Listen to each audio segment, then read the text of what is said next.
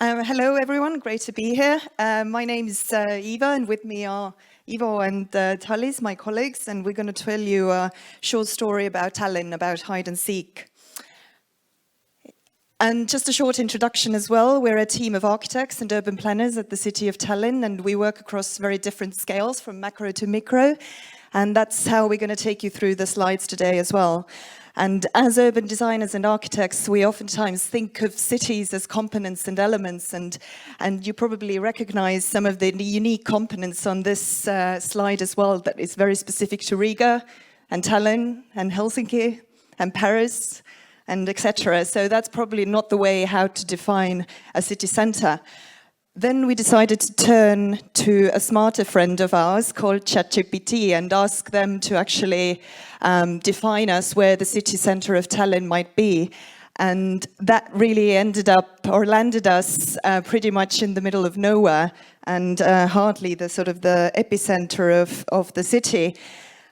And then slightly sort of improving the prompt, we still got a very vague idea, sort of a pinpoint to define what is the city center of Tallinn. So we decided to delve more into the statistics and look at the bigger picture and look at the density and where people actually are located. Now this is probably for Tallinn, this is not the greatest place to be, because you can see that we're quite far behind sort of Vienna and Paris and Helsinki, etc. Moving on, one way to look at sort of city centers, and in particular Tallinn, is to look at where the sort of the services and amenities are actually located. And for that, we sort of defined a list of key components and sort of created a map with regards to where those are located in Tallinn and how far they actually lie. So that gave us a sort of a bluish map of Tallinn and didn't really bring us that much closer to the city center. And looking at one of the key sort of amenities that one can sort of define being in the center of cities is bars, clubs, pubs, etc. And that sort of gave us a more precise understanding of, okay, where the sort of the hotspots of Tallinn city center might be. And essentially, what we're really talking about is the sort of the clustering of people and the clustering of businesses. And this is on the right-hand side, this is a great example from the old town of Tallinn, where a sort of a former souvenir shop has been converted into a bar, and they felt the need to sort of emphasize that, saying that it's not really a souvenir shop anymore. Another way is to really look at the people who are located in the city center and sort of start coming down to the street surfaces, and Ivo is going to talk more about that. So, hi everybody, I'm going to walk you through 3 case studies in the old town of Tallinn.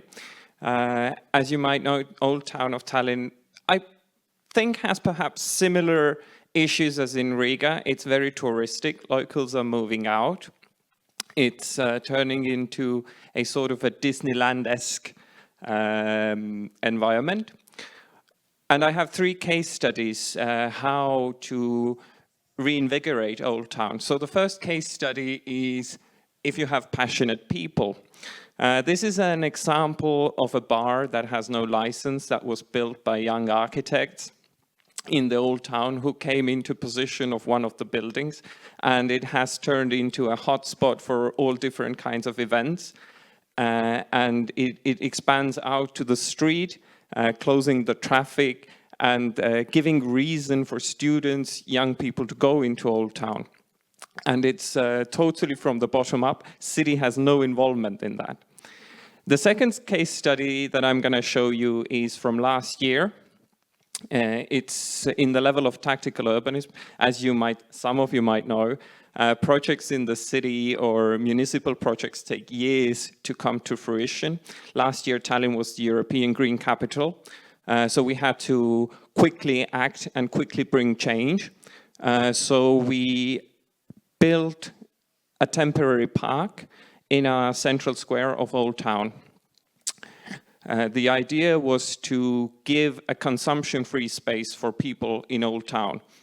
As you might see on this very touristic photo, we have a ton of bars and restaurants, but nobody goes there because the beer is €7. So the idea was with those, and at the end of this project, we cooperated with the Stockholm Environment Institute to actually collect the data from the local residents and from the city's visitors to get the idea what kind of an impact has it had on the Old Town, and this process is underway. And the third process that we're going to do for next summer is Aya Summer Street, which is again a street on the fringes of Old Town, which is sort of the ghetto of Old Town, or the a bit dangerous, a bit unpleasant part of Old Town. How to transform it into a nice environment and to test out some solutions for next summer. It's a unique street because it already has a lot of businesses. It has two grocery stores, only two grocery stores that are actually in the Old Town are on that street. There's a ton of bars and restaurants. And the idea is, again, with those tactical elements, quickly test out different ways. We had a Mapshinet platform questionnaire for residents from Old Town and who use this street to figure out their needs. And we ran a workshop, which Tallinas will tell 2 words about. I actually participated in the workshop, and basically the workshop revolved around dividing the street into 4 parts. The 4 parts then being from south to north, and each of these parts was then given a group of people. These people could come from anywhere in Tallinn. They didn't have to be local, but it was nice if there was. Each person was given the opportunity to join the group which they want. One was a corner of where there's a 24/7 shop. One is right in front of Kalev Spa, a big recreational center. So everyone had the opportunity. And what was done was we basically talked to everyone, asked for their input on what they would like to see on Aya Street, wrote them down on a piece of paper, and later used those bits of information to write prompts into a software called Urbanist AI, if you've heard of that. And what we got was, obviously, because it's an AI software, you can't exactly control what you want, but you can get a pretty good picture of what the people actually are looking for.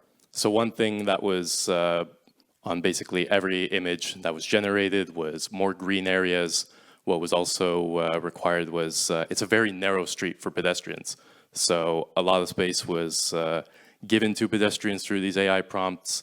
Cars were either completely removed, but due to Aya Street being quite important for the Old Town traffic, it has to stay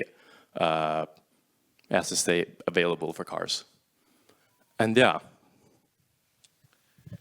So yeah, to pretty much conclude is we went back to ChatGPT and asked, so what Tallinn will be in year 2100? Thank you, Niels, for that. Not sure we quite agree with this picture. However, as we showcased with this presentation, there's large-scale, long-term developments, but also what we're really trying to do is to collect data, test out different solutions with those fast-paced projects to see results quicker. Thank you.